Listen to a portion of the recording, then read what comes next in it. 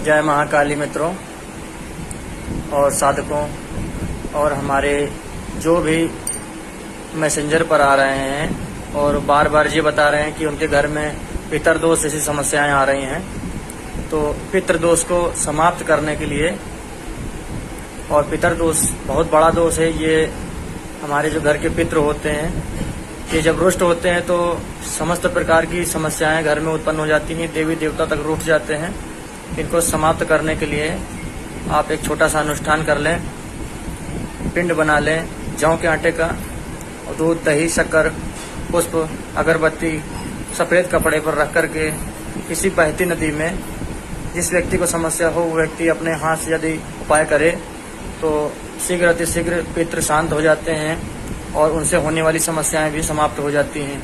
तो इस छोटी सी विधि को अपनाएं। जय श्री महाकाल।